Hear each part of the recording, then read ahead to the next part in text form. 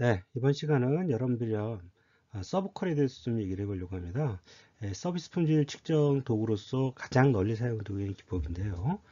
사실 이 방법론도 아주 많이 쓰는 방법론입니다. 그러니까 제가 지금 올렸던 이 네 가지 방법론들은 다 진짜 아주 널리 사용되고 있는 방법론이다 이렇게 생각하시면 되겠습니다. 어, 서브콜도 역시 마찬가지로 1980년대 정도 만들어진 기법인데요. 80년대 말이 나왔죠. 이건 미국에서 나온 기법이고 파라수리만, 베르엔 자이스만이라고 하는 세 명의 교수가 그 도출한 방법론입니다. 우리 서비스 품질에 대해서 좀 얘기를 드려볼 텐데요. 서비스 품질은 사실은 1970년대 이후, 그러니까 사실은 1950년대부터 그 제조에 비해서 2차 산업에 비해서 3차 산업의 중요성이 점점 이제 더 중요해지게 되죠. 그래서 미국의 GNP에 있어서도 50%를 넘어간 게 1950년대인 걸로 알고 있고요. 그리고 사실은 이제 고용자 숫자로 보면 지금 서비스업이 거의 이제 70%에서 80%까지를 차지하는 게 일반적으로 이제 developed country 이미 선진국이 된 대부분의 기업들의 국가에서는 서비스상이 상당히 중요시 되게 됐습니다. 그러다 보니까 이제 더 이상 이제 2차 산업을 나누는 게 중요한 게 아니라 우리 3차 산업을 나누는 게 중요하게 됐죠. 그러니까 그러니까 저희는 아직도 이제 2차 산업이 되게 중요한 국가로 남아 있지만 옛날에는 2차 산업을 뭐 자동차, 철강, 뭐 반도체, 뭐 이렇게 화학, 조선, 뭐 건설 뭐 이렇게 나눴잖아요. 근데 요새는 더 이상 그렇게 나누지 않습니다. 그러니까 마치 옛날에는 1차 산업을 뭐 여러 가지 그거로 나눠놨던 거가 2차 산업이 중요되면서 1차 산업은 1차 산업 하나 묶어버렸죠. 그리고 인구도 별로 중요하지 않아졌죠. 근데 이제 3차 산업 같은 경우는 요새 우리가 금융, 교육, 뭐죠? 통신, 여러 가지 형태로 이제 나눠서 3차 산업을 이렇게 중요시 여기는 그런 상황이 됐었습니다. 그래서 3차 산업의 중요성이라고 하는 것은 이제 뭐 거의 모든 디벨롭드 컨트리에서 인정이 됐는데 이제 서비스 산업이 어떤 특징을 갖고 있냐면 몇 가지 중요한 특징을 갖고 있습니다. 제조업이 갖고 있지 않은 그 중에 하나가 이제 페리셔빌리티라 그러는데 그러니까 재고가 없어요. 재고가 없이 그냥 사라져버리는 그런 특성을 갖고 있고요. 그리고 이제 동시성이라는 특징을 갖고 있어요. 시뮬테니어스. 이거 무슨 말이냐면 서비스는 고객이 들어오면 그 즉시 이제 이루어지는 그런 특징을 갖고 있잖아요. 그럼 여러 가지 이제 서비스 산업만의 그런 특징을 갖고 있습니다. 그래서 서비스만의 특징을 갖고 있다 보니까 이 서비스 품질을 어떻게 측정해야 될지에 대한 참 어려움이 많았었어요. 근데 저는 이게 되게 중요한 것 같아요. 뭐냐면 품질을 얘기할 때 저는 이제 그 소프트웨어 퀄리티라고 하는 것도 한번 다뤄봤고, 그러니까 제가 제조업 품질부터 시작을 해서 한국통신에 와서 서비스 품질에 대한 얘기를 고민을 해봤고, 제가 한국의 고대학에 가서 이제 소프트웨어 퀄리티에 대한 얘기를 좀 생각을 해봤고, 그 다음에 2000년대부터는 우리가 R&D 퀄리티에 대한 얘기도 좀 공부를 좀 해봤어요. 그리고 최근 들어서 이제 데이터 퀄리티에서 얘기를 합니다. 자, 그럼 이런 것들이 뭐냐면 그 변화에 따른 특성들이 있어요. 그 특성을 이해해야 그 특성의 품질을 어떻게 측정해야 되는지에 대한 관심을 가져야 돼요. 그러니까 소프트웨어 품질을 얘기한다. 그러면 소프트웨어 특징은 뭘까 하는 생각을 해봐야 되거든요. 이게 왜 그런 생각을 하게 되냐면 저는 이제 서비스 품질을 접근할 때 이 학자들이 제일 먼저 한 게 뭐였냐면 서비스 품질이 그럼 기존에 있던 서비스가 그럼 과연 기존에 있던 제품과 무슨 차이가 있나 하는 걸 먼저 체계화시킵니다. 그리고 그런 차이점을 어떻게 서비스 품질에서 해결해야 되느냐 이런 고민을 하게 됩니다. 이게 중요한 포인트는 뭐냐면요. 아까 말씀드린 것처럼 여러분들한테 제가 미래에 있는 산업이 뭐가 될지 모르고 그걸 강의할 수가 없습니다. 그런데 이 서비스 품질을 접근했던 그 파라수리만이나 이 사람들이 접근을 방법을 보면 제일 먼저 기존 거가 뭐가 다르지? 한 질문을 먼저 던집니다. 그러고 난 다음에 기존 거가 뭐가 다른지를 보면 내가 기존 거에서는 이런 문제가 해결이 안 됐구나. 그래서 이런 문제를 내가 해결을 하면 서비스 품질에 대한 해결을 할 수 있겠구나 하는 생각을 하게 됩니다. 그러니까 저희들이 이제 큰 이슈가 되는 게 이제 데이터 사회로 이제 앞으로 갈 거고 AI 사회로 갈 거고 그런 얘기를 하잖아요. 그렇다면 기존과는 뭐가 다르지 하는 것을 한번 던져보는 것들이 중요하고 다르다는 것을 던져보고 난 다음에 그래서 내가 품질 이슈에서 기존의 방법으로 다룰 수 없는 게 뭔가 하는 고민을 해보는 어프로치가 저는 매우 의미 있는 어프로치였다고 생각합니다. 그래서 저는 이제 그 R&D 퀄리티를 할 때도 똑같이 이제 그런 접근을 했었어요. R&D가 그럼 기존 거랑 뭐가 다르지? 질문을 던지고 난 다음에 그럼 그 다른 걸 어떻게 접근할 것인가를 고민을 해봤고, 데이터 쪽에서도 저는 마찬가지로 접근하려고 합니다. 이제 앞으로 제가 그 부분에 대해서 좀 더 고민을 할 생각이지만, 그랬을 경우에 이 사람들이 어떤 학자들이 어떤 공통점을 성공을 했냐면, 아까 그 서비스 산업의 특징에 따라서 고객이 프로세스의 일부이므로, 그러니까 이제 그 simultaneously, 그렇죠? 고객이 프로세스의 일부가 발생합니다. 그러니까 다양한 뭐 변화성이 발생할 수 있는 거예요. 그게 그러니까 더 이상 어떤 그 제품으로서는 고유한 어떤 특성이라고 하는 것들을 쉽게 생각할 수 있는데, 이 고객이 그 전체 일정이 한꺼번에 들어와 있는 상황에서 발생하는 여러 가지 변화성을 어떻게 고민해야 될 것인가를 설명해야 되고요. 또 그리고 기본에 이미 만들어져 있는 상태에서 어떤 테스팅을 하게 되면 우리가 그 뭐죠? 테스트라는 게 가능했잖아요. 물건을 주기 전에. 근데 이거는 서비스를 제공하는 즉시 서비스를 받는 거예요. 그러니까 사전에 품질 수준을 테스팅한다는 것 자체 개념이 조금 더 제조업과는 좀 다른 개념을 갖고 있다는 느낌을 받게 됩니다. 그리고 MOT라고 하는 접점에서 이루어지는 활동이 큰 영향력을 미치기 때문에 이 부분을 고려하는 부분이 훨씬 더 중요한 부분으로 대두된다는 얘기죠. 이런 모든 얘기들은 궁극적으로 여태까지 우리가 중요시 여겼던 객관적인 품질 지표를 모으는 것에 좀 어려움이 느꼈고요. 그거보다는 고객이 인지하는 관점에서의 품질을 정의하는 것이 훨씬 더 중요하다는 그런 특징들을 도출해내기 시작하게 됐습니다. 그래서 이런 고민들을 하다 많은 학자들이 이제 가장 유명한 학자가 이제 그루노스라고 하는 분인데, 이분은 이제 스웨덴 학자가 그렇습니다. 이분이 말씀하신 거는 이제 기술적 품질과 기능적 품질로 나눠야 된다 이렇게 얘기를 해요. 그러니까 이건 이제 용어를 쓰신 건데요. 기술적 부분을 테크니컬 퀄리티라고 했고, 기능적 품질을 펑셔널 퀄리티라고 얘기했어요. 기술적 품질이라고 하는 것은 제품 자체가 갖고 있는 특성이에요. 그러니까 우리가 일반적으로 제품에서 설명할 때 많이 사용했던 그런 그 특성이라고 한다면, 기능적 품질은 그게 아니라 고객이랑의 접점에서 발생할 수 있는 많은 활동들과 순간적인 인지적인 것들, 이런 것들이 되게 중요하다는 그런 개념들을 제일 먼저 제시하셨죠. 마찬가지로 벨이라고 하시는 분은 이건 이제 PJB의 마지막 이 사람이 벨이에요. 이게 파라수리만이고 자이스만이고 벨이라고 아주 유명한 세 분의 이제 이 서비스 품질에 있어서 되게 중요한 역할을 하신 분이고, 이분들이 이제 서브컬이라고 하는 방법론을 개발하신 분입니다. 이 벨이도 95년에 결과 품질과 과정 품질로 나눠 설명합니다. 결과 품질은 어떻게 보면 기술 품질이랑 같은 개념이고요. 과정 품질이 바로 기능 품질이라고 설명할 수 있고, 과정 품질이라는 것은 고객과의 접점에서 일어나는 고객이 프로세스로 발생하는 그런 여러 가지 것들을 포함해야 된다는 얘기를 했었습니다. 그 외에 뭐 이분은 제가 많이 보지는 않았지만, 이분도 역시 뭐 물리적 품질, 상호작용 품질, 기업 이미지 품질이라는 개념을 얘기하셨고요. 이 상호작용 품질이라는 고 것이 과정적 품질이라는 개념을 표현하고, 제가 지난 시간에 충성도 얘기를 할 때는 이미지를 이제 포함한다 그랬잖아요. 기업 이미지라고 하는 것도 어떤 서비스 품질에 영향을 크게 미친다는 얘기를 했었고요. 카마카로 가시는 분도 성과 품질, 저가 품질, 의사소통 품질이라고 해서, 의사소통 품질이라고 하는 것이 어떻게 보면 기능적 품질에 대한 얘기를 많이 포함하고 있는 것이라고 말씀드릴 수 있겠습니다. 여러분들이랑 오늘 이제 같이 말씀드리는 PJB 논문에서는요, 여러 가지 설문조사를 통해서 이걸 몇 가지로 그룹핑을 해요. 그룹핑할 결과 그 사람은 이제 신뢰성, 유형성, 대응성, 확신성, 공감성으로 설명을 합니다. 일반적으로 신뢰성이라고 하는 것이 기술적 품질, 성과 품질, 결과 품질이랑 관계되는 거랑 관계되는 거라고 지금 성과 품질이랑 관계되는 거라고 보시면 되고요. 그러니까 내가 원래 하려고 했던 서비스를 얼마나 잘 제대로 해줬느냐 하는 것들이라고 말씀드릴 수 있겠고요. 유형성이라는 것은 이제 보는 거죠. 그러니까 학교 건물이 얼마나 그럴듯하고 뭐 이런 것들이잖아요. 직원들이 얼마나 깨끗하게 옷을 입었고, 그런 것들이 또 의미를 갖는다는 거죠. 이것도 사실 어떻게 보면 신뢰성이나 기술 품질 같아 보이지만, 어떤 면에서는 기능 품질에 관련된 것들이 강하죠. 대응성을 얼마나 빨리 내가 대응해 주느냐는 얘기가 되는 거고요. 확신성이라고 하는 것은 서비스를 제공할 때 얼마나 이렇게 안정적이고 믿음직한가 뭐 이런 거잖아요. 그러니까 교수가 강의를 할 때 교수님이 좀 많이 아시는 것 같다는 뭐 그런 느낌을 들어야 될 거 아니에요. 그런 거지 확신성이라고 말할 수 있겠죠.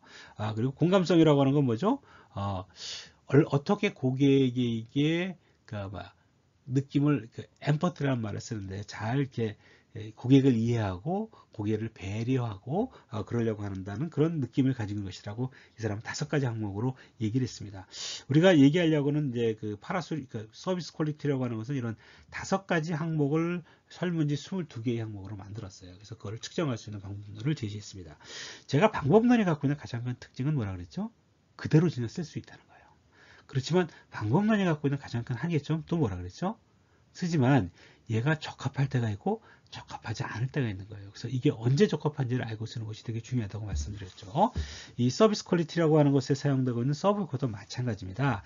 얘 그대로 사용할 수 있어요. 네. 그 대신 뭐죠? 얘한테 적합한 순간에 쓰느냐가 되게 중요하다 이렇게 말씀을 드릴 수 있겠습니다. 자, 그러면 서브컬에 대해서 좀 설명을 드릴 텐데요. 서브컬 이 모형은 내가 지난번에도 겟 모형으로 좀 설명을 드렸습니다. 서브컬 모형은 BJB는 어떻게 했냐면 이 사람은 이렇게 생각을 했어요. 기대한 서비스와 인지된 서비스의 차이다 이렇게 얘기했어요. 사람이 얼마만큼 기대가 높으냐 또 얼마만큼 뭐죠? 거기 인식하느냐의 차이라고 하는 관점에서 설명을 하고 있습니다. 그래서 뭐라고 말했냐면 고객 만족이 기본적인 개념은 인지된 서비스 품질인데 고객이 만족한다고 느끼는 건 뭐다? 고객이 만족한다고 느끼는 것은 기대보다 인지가 좋은 경우예요. 내가 기대는 낮았는데 응? 괜찮네? 그럼 만족한다는 거죠. 만약 기대가 높은데 그럼 어떻게 되죠? 만족할 수 없다는 거예요. 불만족한다는 기본 개념을 이 사람이 서브컬에서 가지고 있습니다. 근데 이 모형이 맞는지 아니면 인지된 서비스, 우리가 고객 만족 측정할 때는 기대를 측정 안 해요. 인지된 품질만 측정을 합니다. 이것이 맞는지에 대한 이론들에 대해서는 지금도 많은 논쟁이 있어요. 제가 그건 나중에 다시 한번 정리를 할게요. 먼저 서브컬은 이렇게 얘기를 시작했습니다. 그리고 이 사람이 느끼는 기대라고 하는 것은 어떻게 만들어지냐면 옛날에 얘기했던 많은 사람들이 갖고 있던 어떤 이야기들, 남들이 옆에서 이런저런 얘기, 이거 이 정도는 해야 되지 않아? 이런 것도 있고요. 내가 개인적으로 갖고 있는 니드가 있고요. 또 내가 과거에 했던 경험들이 있죠. 이런 것들에 의해서 내가 어떤 서비스에 대한 어떤 기대를 형성할 거라는 거죠. 기대를 형성할 것인데 그 기대에 대비 내가 얼마나 이 서비스에서 인지된 게 어느 정도 수준인가를 느껴서 그거의 차이에 따라서 만족도가 결정된다는 기본 개념으로 서브컬 모형을 만들었습니다. 그래서 재밌는 것은 그렇다면 그 서비스에 만족을 할 수 있는 그런 차원이 일반화될 수 있느냐는 걸 물어본 거예요. 그러니까 일반화할 수 있다는 것은 큰 장점이 있으면서도 또 단점은 있습니다. 이 세상에 공짜는 없다 그랬죠. 큰 장점은 뭐냐면요. 이걸 언제든지 쓸 수 있는 거예요. 그러니까 이 사람이 만들고 싶었다는 것은 서비스 인더스트리에서 일반적으로 쓸 수 있는 차원들을 찾아내겠다는 거예요. 그래서 그 차원을 이 사람은 5개의 차원으로 묶었습니다. 아까 말씀드린 것처럼 신뢰성, 대응성, 확신성, 공감성, 유용성이라는 5가지 형태가 일반적으로 거의 모든 서비스에 적용될 수 있다 하는 것을 만들어냈습니다. 그래서 이런 5가지 차원에 대한 기대를 물어보고 그 5가지 차원에 대한 인지된 서비스를 물어본다고 한다면 뭐가 되는 거죠? 그 각각에 대한 뭐죠? 만족도들을 내가 고객이 만족하느냐 만족하지 않느냐는 것을 우리가 찾아내줄 수 있다고 얘기를 한 겁니다. 자, 그렇다면 이 5가지 서비스 품질이라는 것이 모든 경우에 적용될 수 있다니까 얼마나 좋아요. 그러니까 되게 중요한 그런 개념이라고 말씀드릴 수 있겠고요. 이 5가지 차원은 사실 이 사람은 맨 처음에 5가지 차원으로 한 게 아니라요. 50몇 개의 질문을 던져서 10몇 개의 차원, 10개의 차원으로 시작을 했다고 합니다. 이거를 정제해서 20개의 질문에 5개의 차원으로 이제 묶어냅니다. 묶어내는 것을. 이거 이제 우리가 사회학 쪽에서는 이제 컨셉이라고 얘기하는데 그 어떤 그 컨스트럭트라는 얘기를 해요. 어떤 그런 개념이라고 얘기해요. 그런 개념을 설명하기 위해서 몇 가지의 설문지로 설문을 진행하도록 되어 있습니다. 지난번 저희가 설문을 돌렸던 그런 얘기들도 마찬가지죠. 우리가 기술적 품질이나 뭐에서 통합 품질이라는 건 통합 품질은 뭐로 구성되어 있고 뭐는 뭐뭐 구성되어 이렇게 그룹핑을 나누잖아요. 그래서 그 그룹핑을 나누는 어떤 개념을 만들고 우리가 컨스트럭트로 얘기하거든요. 그런 컨스트럭트를 5개로 끊었습니다. 이거는 아까 말씀드린 것처럼 모든 서비스에서도 동일하게 적용될 수 있는 것으로 뽑아냈어요. 그래서 신뢰성, reliability라고 하는 것은 약속한 서비스를 어김없이 정확하게 수행하는 능력이라고 얘기합니다. Ability to perform the promised service dependably and accurately 이렇게 되어 있네요. 그러니까 내가 얘기했던 그 서비스를 얼마나 확실하게 전달해 줄 수 있냐. 우편물의 경우는 대부분 사람들이 매일 같은 시간대에 받는 것을 되게 중요한다고 생각하는 거죠. 그러니까 신뢰성이 있느냐는 걸 물어보는 겁니다. 그러니까 이게 어떻게 보면 그 서비스의 핵심적인 요소가 내가 제공하려는 것을 정말로 제대로 제공했느냐 하는 그런 개념이라고 말씀드릴 수 있겠습니다.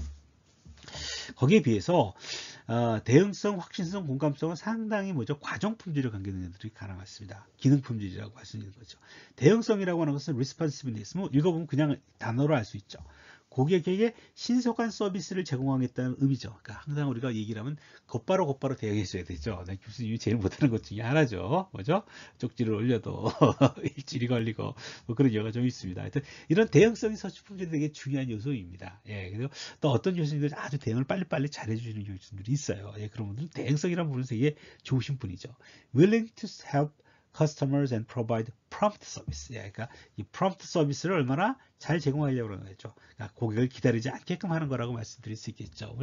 뭐 은행에 들어갔을 때 얼마나 기다리는 라인이 기나 이런 것들이 대응성이라고 할 수 있겠고요. 뭐 전화를 걸었는데 전화를 받는데 30분씩 걸려도 안 받는다. 이런 것들은 이제 대응성에 관련된 문제라고 말씀드릴 수 있겠죠. 자, 확신성이라고 하는 것은 assurance라는 개념과 empathy라는 개념이 조금 뭐랄까요? 좀 헷갈리는 부분이 있어요. 근데 이거를 이제 만드는 방법은 이 사람이 그 당시 이제 팩터 애널리시스라는 걸 가지고 이걸 그룹핑을 합니다. 이게 이제 사회과학 연구 방문에서 나오는 건데 이 사람은 이걸 두 개를 쪼갰는데 어떻게 쪼갰냐면 확신성이라고 하는 것은 영어로 한번 먼저 읽어볼게요. Knowledge and cultures of employees. 그러니까 종업원의 지식과 어떤 친절함이죠. 예의죠. And their ability to inspire trust and confidence. 뭐죠?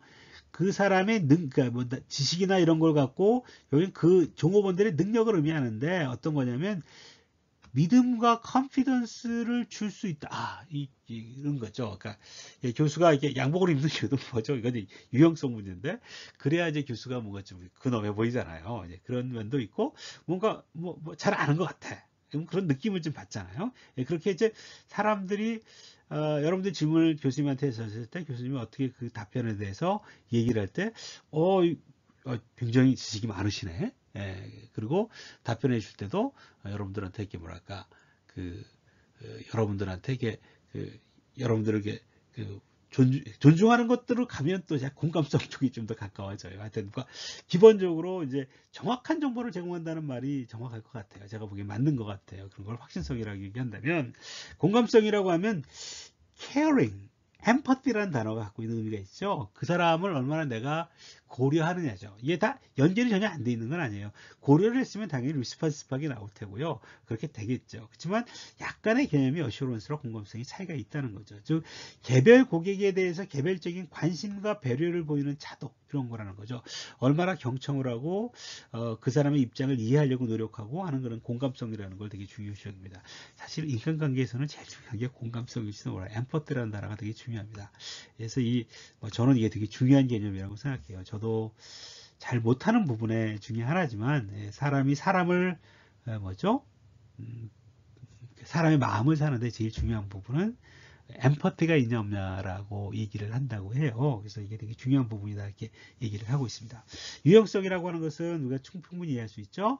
물리적인 시설이나 장비나 종업원이 얼마나 좋은 것들을 갖고 있냐는 걸 의미하죠. 피지컬 facility나 equipment나 appearance, 그래서 어떤 사람의 appearance가 얼마나 좋으냐는 걸 의미하고요. 카페 같은 경우에 제일 중요한 게 청결도가 어떤 게 아니라는 것들이 서비스 퀄리티에 커다란 영향을 미칩니다. 자, 그런데 제가 이 서브콜이 참 좋은 이유도 마찬가지고 카노 방법이 참 좋은 방법인 것도 마찬가지인 이유는 뭐냐면요. 그냥 그 방법론을 쓰면 돼요. 내가 카노 같은 경우는 카노 설문지를 내가 이렇게 하면 10문장을 만들었어요. 10개의 질문을 던지고 싶어요. 그럼 그거에 대해서 카노 설문지를 딱 만들어서 돌리고 난 다음에 뭐 하는 거죠? 평가 이원표를 돌리면 딱 얘가 이론적이다 이론적이다 탁탁탁탁탁 떨어진다는 거죠. 그게 방법론이 갖고 있는 엄청난 파워입니다. 이 서비스 퀄리티라고 말하는 서브콜도 마찬가지예요. 이 서브콜이 갖고 있는 가장 큰 장점은 제 생각에 이런 것 같아요. 실제적으로 이 설문지가 이제 다음 페이지에 나오는데 이게 제가 PPT로 강의를 하면 문제가 앞뒤로 왔다 갔다 잘 못한다는 게 좀 어렵네요. 어렵네요. 자, 그래서 사실은 이 서브콜을 어떻게 측정하냐면 아까 제가 개념에 말씀을 드렸죠. 인지된 품질과 기대와 인지의 차이를 내가 말하는데 거기에 5가지 항목에 대해서 물어본다고 말했습니다. 그래서 서비스 퀄리티 서브콜을 측정하는 방법은 서비스 품질은 객관적으로 측정하는 물리적인 특성을 가진 제품과 다르게 심리적인 이 특징을 포함한 인지적인 요인에서 결정된다고 하는 것이 기본적인 개념입니다. 지금 무슨 말이죠? 객관적인 지표를 평가하려고 하는 것이 아닙니다.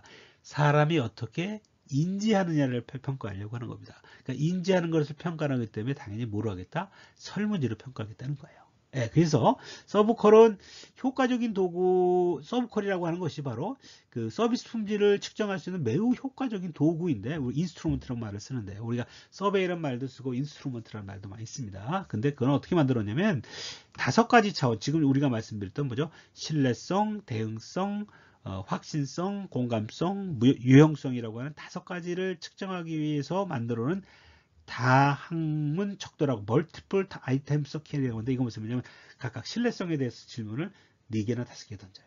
유형성에 대해서 4개나 5개 던져요. 그래서 쭉 뭐죠? 22개의 질문을 던져갖고 이 5가지 항목을 평균값을 뽑아내서 내가 거든요. 뭐 가중치를 줄 수 있지만 그 값을 뽑아내도록 되어 있습니다. 그런데 서브콜은 내가 뭐라 그랬죠? 기대와 인지의 차이가 있기 때문에 설문지를 2개로 쪼개 만들었어요. 2부분으로 만들었어요. 첫 번째 섹션에는 고객의 기대를 질문하게 되어 있고요. 두 번째 섹션은 고객이 인지 수준을 물어보도록 되어 있습니다.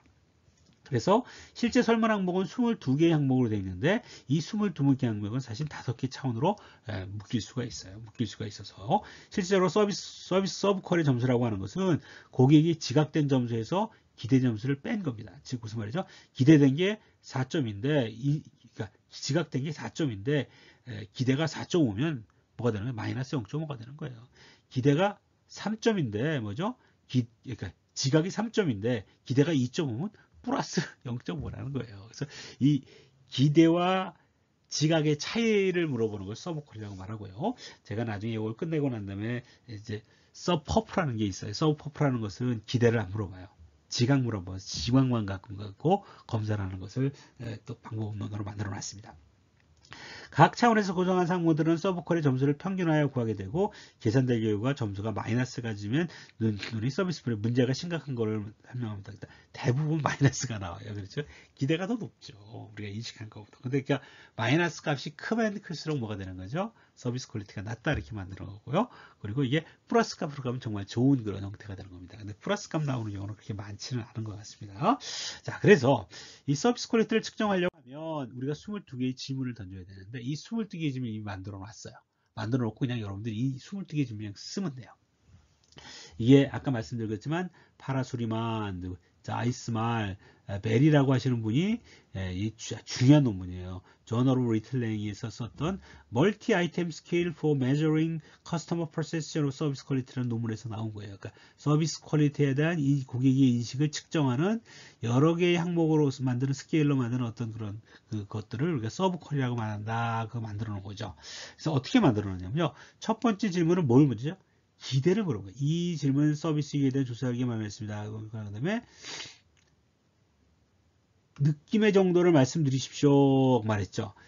이것은 정답이 없고 서비스를 제공하는 기업에 대한 기대를 알고자 하는 것입니다. 첫 번째 질문 기대의 질문이에요. 그래서 먼저 그냥 뭐 한국외국어대학교, 그럼 한국외국어대학교. 자, 그럼 뭐죠? 최신 설비를 갖춰야 된다고 생각합니까? 매우 그렇다. 전혀 그렇지 않다. 이렇게 얘기하는 거죠. 학교가. 그죠? 물리적인 시각적인 마음이 들어야 됩니까? 매우 그렇다. 아니다. 학교가 공부만 잘 가르치면 됐지. 시설은 그냥 아무래도 된다. 이렇게 할 수 있는 거고요. 직원들이 좀 깨끗하게 입고 나와야 되는데, 교수가 머리가 지저분해도 되지. 이렇게 할 수도 있는 거죠. 이게 기대라는 거예요.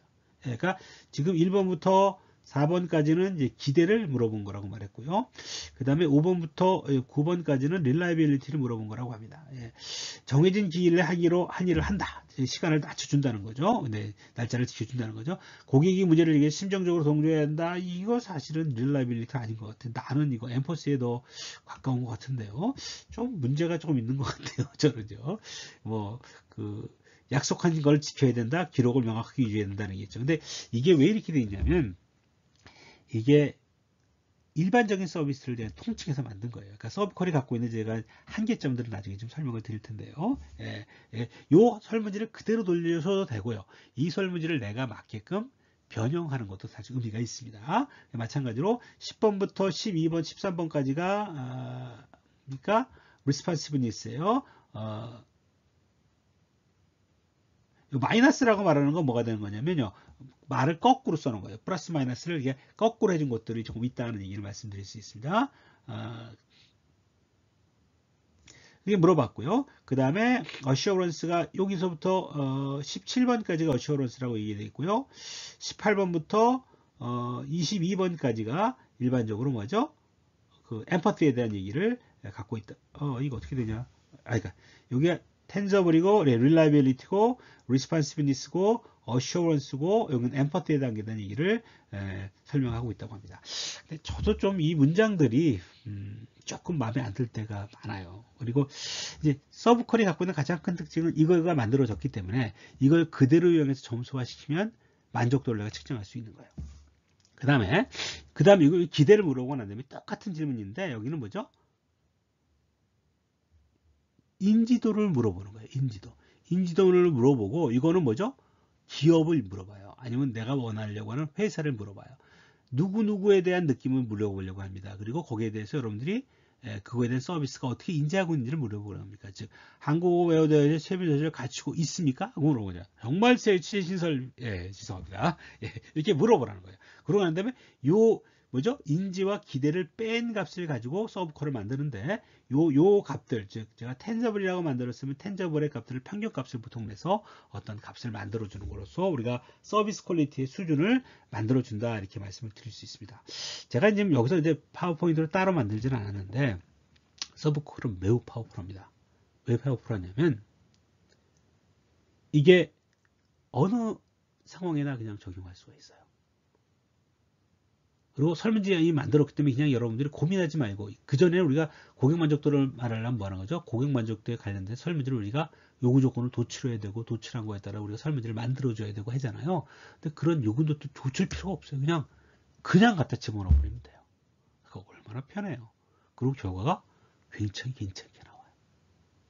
그게 가장 큰 장점입니다. 그런데 일반적이라는 건 뭐죠? 만병통치약이라는 건 뭐죠? 화끈하게 안 듣는다는 것 같아요. 내가 진짜 어떤 한국외워대학의 뭐 교수의 강의에 대한 것에 품질을 알고 싶으면 그 교수의 품질에 관련된 어떤 그런 항목들을 물어봐야 될 거 아니에요. 근데 이 안에는 그런 교수의 뭐 강의에 대한 품목을 물어볼 수 있는 항목들이 별로 없어요. 그리고 그렇게 하기 위해서는 뭐죠? 이 안에 있는 제대로 설명을 하려면 이 안에 있는 설문을 거기에 맞게끔 내가 뭐죠? 재조정해 줄 필요가 있어요. 그리고 여기 5개 항목이라고 하는 것은 어떤 내가 제공하는 서비스의 특정한 기능에 대해서 물어보는 게 아니라 제너럴한 걸 물어보는 거잖아요. 그래서 내가 특정한 기능에 대해서 물어보고 싶으면 특정한 기능에 대한 질문을 우리가 추가적으로 만들어줘서 질문하려 해야 되는 것이 필요하다는 겁니다. 이게 아주 중요한 특징이고요. 그러니까 5가지 차원이라는 것은 서비스에 일반적으로 적용될 수 있는 어떤 특징인지 구체적으로 내가 개선하고 싶어하는 어떤 그 서비스 품질에 대해서 물어보려면 그 특징을 포함할 수 있는 먼저 차원을 집어넣어줘야 된다는 특징이 있습니다. 그리고 이 서비스는 고객 접점이 지금은 많이 바뀐 거예요. 먼저 우리는 요새는 온라인 서비스, 플랫폼 서비스를 내가 한다고 생각해 봅시다. 그 플랫폼 서비스에는 지금 이 1988년에 만들었던 이 논문에는 플랫폼 서비스를 어떻게 해야 될 것인가에 대해서 생각을 고려하지 않았어요. 그래서 뭐죠? 이 서브콜이라는 게 뒤에 나옵니다. 또 이 서브콜은 뭐냐면 일렉트리컬한 상황에서는 어떻게 서비스 품질을 측정해야 될 것인 것들이 나옵니다. 그래서 서브콜을 가지고 기본적으로 그런 작업을 할 수 있다는 장점은 있는데 또 뭐죠? 내가 원하는 것에 구체적인 계산안을 만들려고 한다면 5가지 차원을 추가해서 새로운 차원을 만들거나 또는 이런 5가지 차원으로 만든 이 설문이 꼭 이게 또 영어로 우리로 번역한 거거든요. 그래서 잘 안 맞을 때가 있어요. 그래서 여러분들에 맞게끔 설문을 변형시켜서 여러분들이 설문을 만들어서 쓰는 게 좀 더 좋은 어떤 그 결과를 얻어낼 수 있고 찾아낼 수 있다는 게 특징이다 이렇게 말씀을 드릴 수 있습니다. 2번째 특징은 또 뭐냐면요.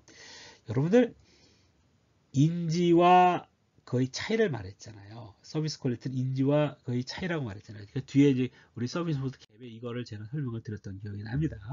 자, 우리가 기대와 인식의 차이라고 말했어요. 그런데 여러분들 제가 고객 만족도 조사할 때 기대도 물어보고 인식도 물어봤어요? 아니면 인식만 물어봤어요? 주로 대부분 인식만 물어봐요. 인식만 물어보고 인식으로 가져갑니다. 자, 그러면 이제 하나의 질문이 나와요. 인식과 기대의 차이가 맞느냐, 인식이 맞느냐 하는 거에 대한 차이가 납니다. 그래서 서브콜이라고 하는 것은 인식과 기대의 차이라고 하는 것을 서브콜이라고 말했는데 얘가 생각보다 그렇게 정확하게 알아요.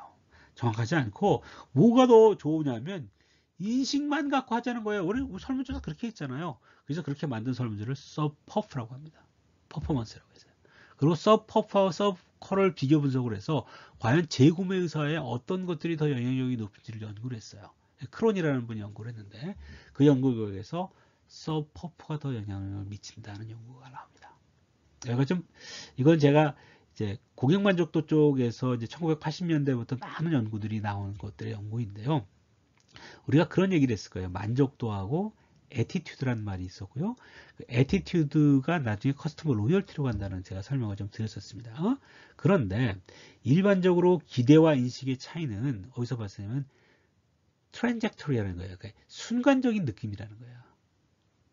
그거가 있지만 사람이 어떤 어느 거에 대해서 어떤 나름대로 어떤 좀 오래된 경험을 갖고 있던 어떤 것들이 만들어진 걸 우리가 애티튜드라고 하거든요. 그래서 우리가 트랜젝토리에 satisfaction을 약간 트랜젝토리하다고 한다면 순간적이라고 한다면 템포럴하다고 한다면 좀 롱텀한 관계에 있어서 사람들이 어떤 거에 대한 애티튜드를 갖겠다는 거예요. 그리고 그런 애티튜드를 갖는 것은 오히려 뭐죠? 기대와 인식의 차이보다는 인식 자체에서 찾아내는 게 더 중요하다는 거죠. 또 뿐만 아니라 인식에다 또 뭐가 거기 들어가냐면 브랜드 이미지 같은 게 들어간다는 거예요. 브랜드 이미지 같은 게 들어가는 게 사람의 어떤 애티튜드를 결정할 수 있다고 믿습니다. 예? 그래서 우리가 또 뭐 어떤 사람은 기대를 말할 때 뭐 should expectation과 will expectation이 있다고 얘기해요. should expectation 해야만 하는 어떤 것과 will expectation 그럴 거다 하는 그 기대가 있다는데 이것들이 또 사람들이 애티튜드에 미치는 영향이 다르다 뭐 이런 연구들도 많이 나와 있습니다. 그리고 너무 복잡한 얘기니까. 자, 그래서 우리가 고민하는 것 중에 하나가 서브콜에서는 기대와 인식이 차이를 말했는데 실질적 만족도에서는 인식만을 얘기합니다. 그리고 인식만을 질문했을 때 뭐죠?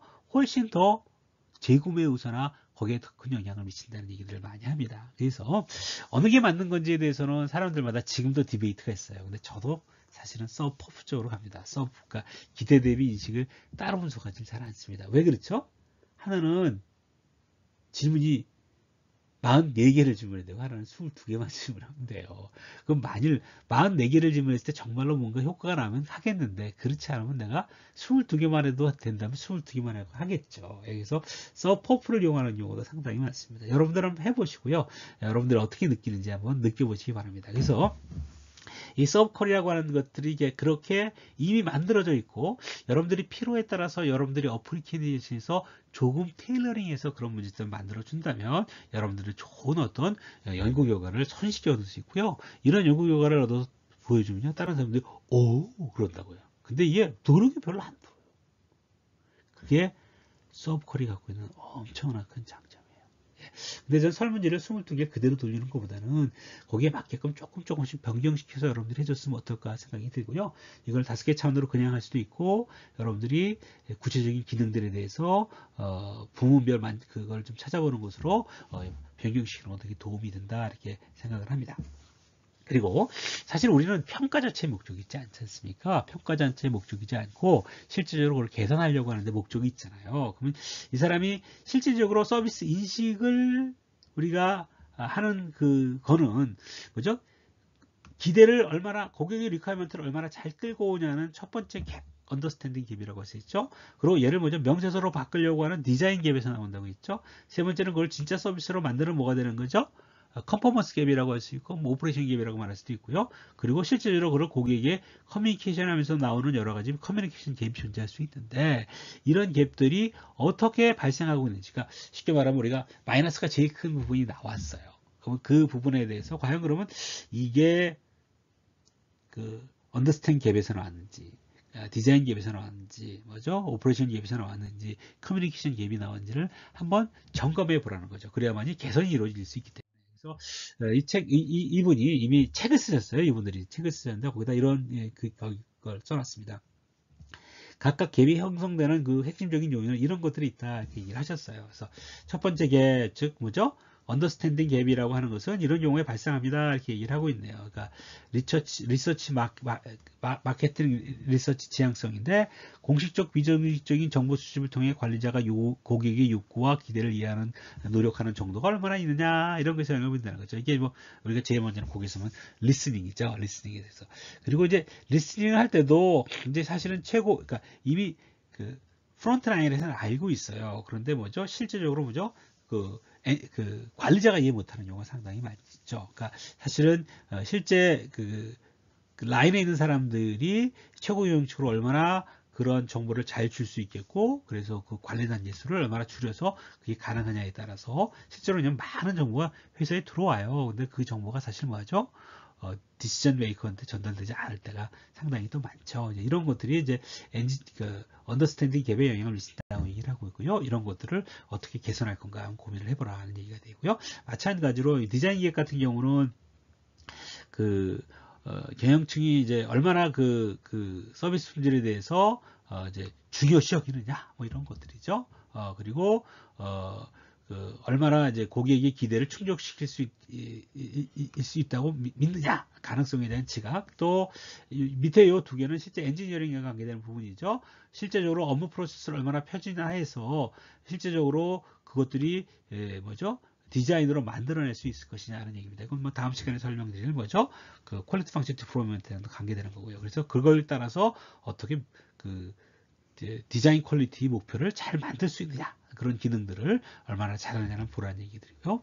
실제 이건 서비스 쪽에 더 관심을 둬서 만든 거긴 하지만 궁극적으로 오퍼레이션 할 때는 실제적으로 직원들이 이제 여러 가지 것들을 이제 얼마나 잘 직무를 잘 이해하고 있고 거기에 따른 여러 가지 뭐죠? 인프라스트럭처가 잘 만들어져 있고 거기에 따라서 직원들이 얼마만큼 재량권 있어 일을 할 수 있고 열심히 일했다면 얼마나 잘 그걸 보상할 수 있고 또 사람들이 얼마나 뭐죠? 잘 공동적으로 노력할 수 있게끔 업무 스트럭처를 만들어줬고 뭐 이런 것들이라고 생각할 수 있겠고요. 또 그리고 역할이라고 하는 것은 이제 일하는 사람들이 서로 이 작업에서 이제 컨플릭트가 어떻게 안 발생할 수 있도록 만들었냐 이런 것들에 따라서 이제 오퍼레이션에 대한 어떤 문제가 발생할 수 있으니까 이런 것들 한번 정리하면 좋겠습니다 하는 얘기를 하고 있고요.